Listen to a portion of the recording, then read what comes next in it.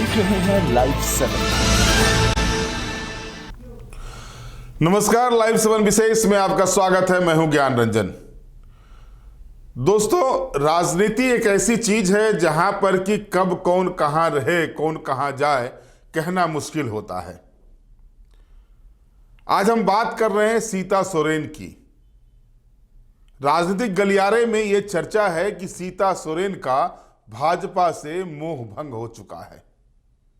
क्या है इसकी वजह? क्यों सीता जो है सो 6 महीने के बाद ही जो है सो भाजपा को बाय बाय करने को लेकर उतारू हैं?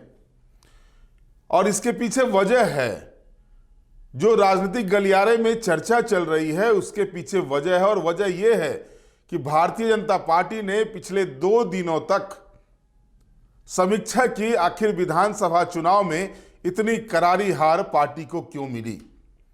भाजपा ने पहले वैसे प्रत्याशियों के साथ बैठक की जिन्होंने हार का स्वाद चखा।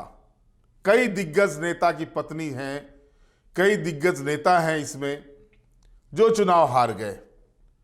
लेकिन इस समीक्षा में सीता सोरेन उपस्थित नहीं हुई। और इसके बाद से ही राजनीतिक गलियारे में यह चर्चा है कि क्या सीता सोरेन का भाजपा से मोह भंग हो चुका है। क्या सीता सोरेन वापसी कर रही है झारखंड मुक्ति मोर्चा में? और इस सवाल के जवाब में जब झारखंड मुक्ति मोर्चा की ओर से यह कहा जाता है कि झारखंड मुक्ति मोर्चा का द्वार सभी के लिए खुला हुआ है, तो शक को और भी मजबूती मिलती है।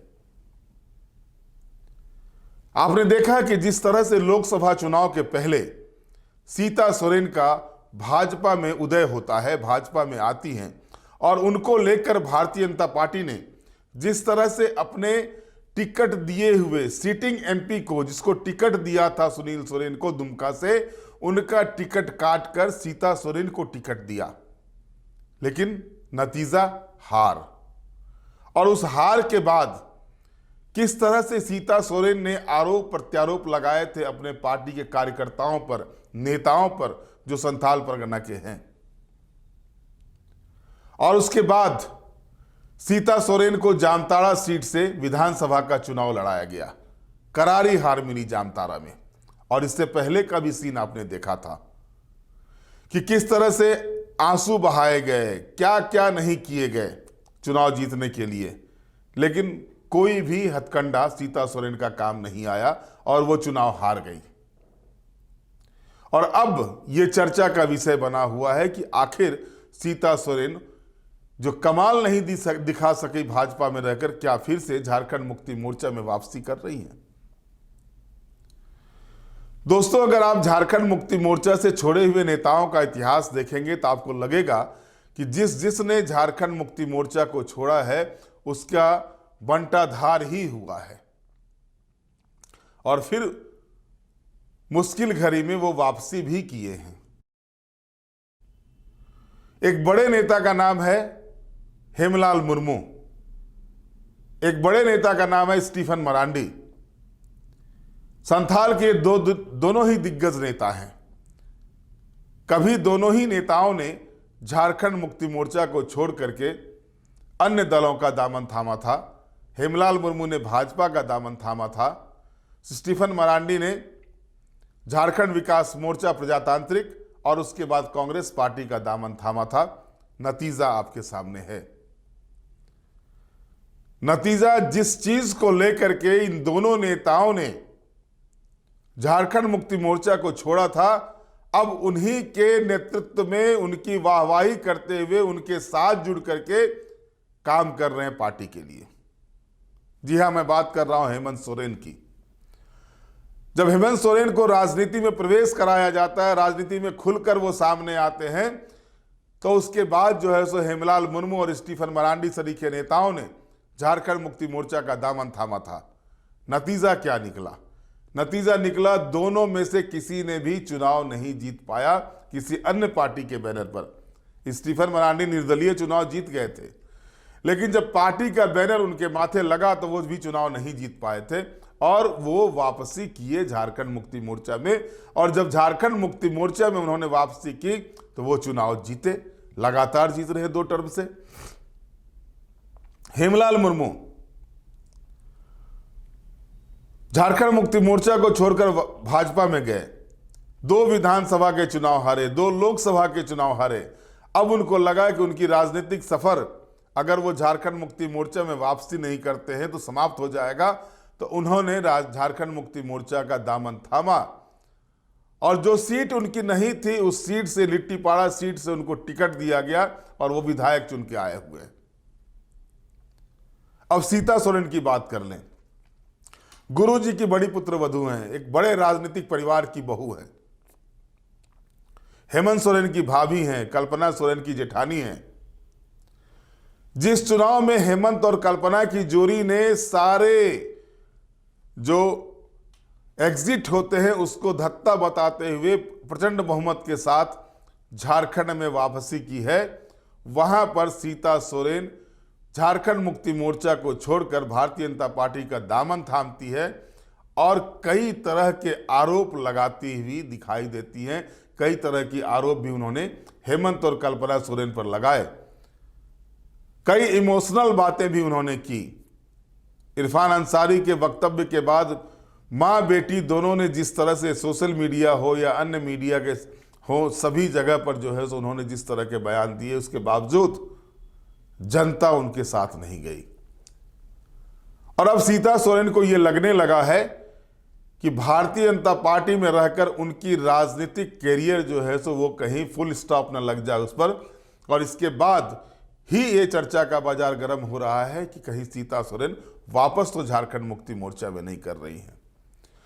दोस्तों आप देखिए 2024 के जो विधानसभा चुनाव हुए, इस विधानसभा चुनाव में भारतीय जनता पार्टी ने जो खेला किया था, इस खेला में सीता सोरेन, लॉबिन हेम्ब्रम, चंपाई सोरेन और गीता कोरा, 4 बड़े नाम जो है सो उन्होंने पार्टी छोड़कर दल बदल करके भारतीय जनता पार्टी की सदस्यता ली। चंपाई सोरेन को छोड़ करके बाकी गीता कोड़ा हो या सीता सोरेन हो या फिर लॉबिन हेम्ब्रम हो, बुरी तरह से परास्त हुई। गीता कोरा तो वैसे सीट से परास्त हुई जो उनकी परंपरागत सीट थी। जब उनके पति मधु कोरा भारतीय जनता पार्टी को से टिकट नहीं मिला था, तब वो निर्दलीय चुनाव लड़कर वहां से जीत हासिल की थी जगन्नाथपुर विधानसभा चुनाव से। और जब मधु कोरा ने पिछले चुनाव में 2019 के चुनाव में जब उनकी पत्नी सांसद बन गई थी कांग्रेस के टिकट पर, तो उन्होंने सोनाराम सिंकू को आगे किया था और उनके ही कहने पर कांग्रेस पार्टी ने सोनाराम सिंकू को जगन्नाथपुर से टिकट दिया था। और स्थिति देख लीजिए कि जिसे मधु कोरा ने आगे किया, आज मधु कोरा की पत्नी गीता कोरा उसी से चुनाव हार जाती है। इसी तरह से लॉबिन हेम्ब्रम बोरियो विधानसभा क्षेत्र से 5 बार प्रतिनिधित्व कर चुके हैं। स्थिति क्या हुई? वहां पर भारतीय जनता पार्टी का अगर कहेंगे, कई सीटों पर यह कहा गया समीक्षा बैठक में कि भीतरघात का शिकार हुआ पार्टी का जो कैंडिडेट था वो। लेकिन वहां पर जो उनके टक्कर देने वाले नेता थे ताला मरांडी, उन्होंने भीतरघात भी नहीं किया। ताला मरांडी उनके अगेंस्ट में चुनाव लड़ने की भी घोषणा नहीं की थी। बावजूद इसके लॉबिन हेम्ब्रम की करारी हार होती है बोरियो विधानसभा क्षेत्र से, और वो भी नए कैंडिडेट के सामने।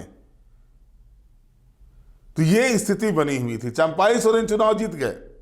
ये कहा जा रहा था कि चंपाई सोरेन के आने से कोल्हान में जो है सो बदल जाएगा, नक्शा बदल जाएगा। कोल्हान में जो है सो पिछले चुनाव का जो दृश्य था वो पूरी तरह से समाप्त हो जाएगा। भारतीय जनता पार्टी फिर पुराने रूप में वहां पर दिखाई देगी। लेकिन स्थिति क्या बनी? सरजू राय अपने बूते चुनाव जीते हैं जमशेदपुर पश्चिमी से।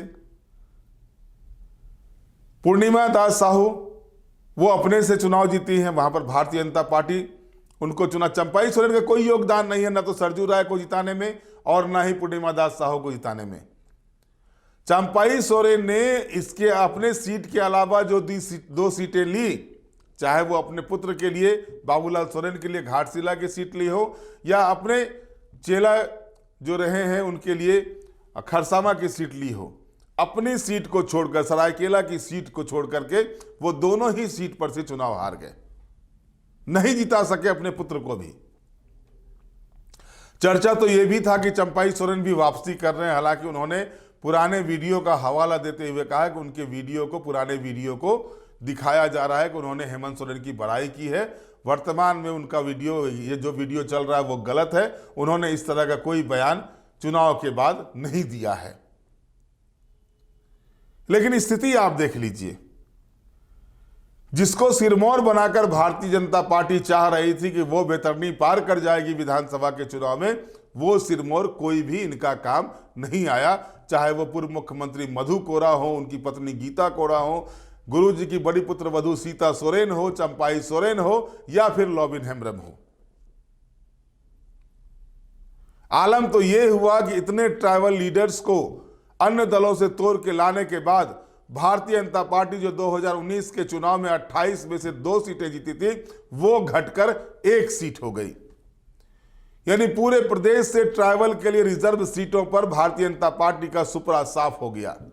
भले ही भारतीय जनता पार्टी के नेता समीक्षा बैठक के बाद ये कहते हो कि जनता का विश्वास आज भी भारतीय जनता पार्टी के साथ है, उनका जो वोट परसेंटेज है वो काफी अच्छा रहा है, सीटें नहीं आई हैं, ये जो है जो थोथी दलील हो सकती है। राजनीति में चुनाव जीतना अहम होता है, परसेंटेज ऑफ वोट्स अहम नहीं होता है। परसेंटेज ऑफ वोट्स सही मायने में भाजपा का ज्यादा है। झारखंड मुक्ति मोर्चा से लगभग 10% ज्यादा, माफ कीजिएगा 6-7% ज्यादा वोट परसेंटेज है। लेकिन ये वोट परसेंटेज सीट में तब्दील नहीं हो पाता है, तो जाहिर तौर पर यहां अंकगणित होता है सीटों का, कौन कितनी सीटें निकालता है। और इस हिसाब से अगर देखा जाए तो पिछले 2 चुनावों से भारतीय जनता पार्टी का झारखंड में अस्तित्व कायम नहीं हो पा रहा है। 19 के चुनाव में भी देखा गया था कि 55 सीटों पर, 55 विधानसभा सीटों पर लोकसभा के जब चुनाव हुए थे, भारतीय जनता पार्टी को बढ़त मिली थी और नारा दे दिया था अब की बार 65 पार। 65 तो नहीं, 25 पर आके सिमट गए थे। और इस बार जब 2024 का लोकसभा चुनाव हुआ तो भारतीय जनता पार्टी के नेता ये दम भर रहे थे कि 51 सीटों पर, 51 विधानसभा की सीटों पर भारतीय जनता पार्टी को बढ़त मिली है, इसलिए हम पूर्ण बहुमत की सरकार बनाने जा रहे हैं। और लगातार दावेदारी इसकी की जा रही थी। साहब, आपको जान के आश्चर्य होगा कि भारतीय जनता पार्टी को आकलन भी नहीं था कि वो इतने करारी हार झेलेंगे विधानसभा के चुनाव में। ये आकलन भारतीय जनता पार्टी के रणनीतिकार भी नहीं कर पाए थे। अगर ये कहूं कि अगर हेलीकॉप्टर से उड़ान नहीं भरी जाती तो शायद प्रदेश अध्यक्ष बाबूलाल मरांडी की सीट भी बुरी तरह से फंसी हुई थी, तो कोई अतिशयोक्ति नहीं होगी। चुनाव से महज 2-3 दिन पहले अगर निर्दलीय प्रत्याशी निरंजन राय को उड़ान नहीं भराया जाता, हेलीकॉप्टर से हाईजैक नहीं किया जाता, तो शायद बाबूलाल मरांडी जो प्रदेश अध्यक्ष है उनकी सीट भी फंसी हुई दिखाई देती, या परिणाम कुछ इतर भी आ सकता था। तो ये स्थिति बनी हुई थी। और इसके बाद मैंने जैसे आपको बताया कि सीता सोरेन ने जिस तरह से लोकसभा चुनाव हारने के बाद अपने ही पार्टी के नेताओं पर कई आरोप लगाए थे, और अब समीक्षा बैठक में सीता सोरेन का नहीं आना, जबकि BL संतोष जो राष्ट्रीय नेता है भारतीय जनता पार्टी के, संगठन महामंत्री है भारतीय जनता पार्टी के राष्ट्रीय संगठन महामंत्री, उनके द्वारा आहूत बैठक में, अमित शाह के निर्देश पर आहूत की गई बैठक में अगर सीता सोरेन नहीं आती हैं तो सवाल उठते ही हैं, और सवाल हैं। और सवाल का जवाब राजनीतिक गलियारे में चर्चाओं के बीच होता है। अगर सीता सोरेन नहीं जाती हैं और उसके बाद मीडिया में झारखंड मुक्ति मोर्चा का यह बयान आता है कि हमारे दरवाजे सभी के लिए खुले हुए हैं, तो जाहिर है कि इस जवाब के पीछे कोई ना कोई रणनीति होगी। दोस्तों, आपको याद होगा कि गुरुजी नेक दिल इंसान है, साफ दिल इंसान है। अगर गुरुजी के पास चली जाएंगी सीता सोरेन तो वो ना नहीं करेंगे, और खास करके इसलिए भी ना नहीं करेंगे कि वो परिवार की सदस्य है। हेमंत सोरेन का जो नेचर रहा है, हेमंत सोरेन और कल्पना सोरेन का जो नेचर दिखा पिछले 6 महीने से, जो कल्पना सोरेन का नेचर और हेमंत सोरेन का नेचर तो सभी लोग जान ही रहे हैं। अगर वो चली जाएंगी तो वो भी ना नहीं करेंगी, परिवार के सदस्य हैं। और जाहिर है कि जो स्थिति बन रही है, अब सीता सोरेन के सामने दूसरा कोई विकल्प दिखाई नहीं देता है। चुनाव जो भी होंगे 5 साल के बाद ही होंगे, या फिर राज्यसभा के चुनाव होंगे तो अभी फिलहाल साल भर में चुनाव होने नहीं जा रहे हैं। अगर राज्यसभा भेजने की बात भी होगी तो वो अभी दिखाई नहीं दे रहा है भारतीय जनता पार्टी का। और अब तो स्थिति ये हो गई है कि भारतीय जनता पार्टी यानी एनडीए, भारतीय जनता पार्टी को छोड़ दें, एनडीए चाह करके भी एक भी कैंडिडेट को राज्यसभा नहीं भेज सकती है। तो जाहिर है कि सीता सोरेन को यह भी समझ में आ रहा है कि जो एक रास्ता था उतना अंगनित नहीं है, उतने विधायक नहीं है कि वो राज्यसभा भी जा सकती हैं। तो ऐसी स्थिति में उनको भी लग रहा है कि अपनी घर को वापसी करे, अपने परिवार के साथ जुड़ जाए। और ऐसे में अगर ये चर्चा चल रही है पिछले 3 दिनों से, तो इस चर्चा को सीधे तौर पर नकारा भी नहीं जा सकता। बहरहाल अब देखना दिलचस्प ये होगा कि क्या सीता बाय बाय करती हैं या सीता का अगला स्टेप क्या होता है। ये सारे कुछ पर हमारे ध्यान रहेगी। बहरहाल आप हमारे साथ बने रहें, हमें लाइक करें, सब्सक्राइब करें। बहुत बहुत धन्यवाद। नमस्कार।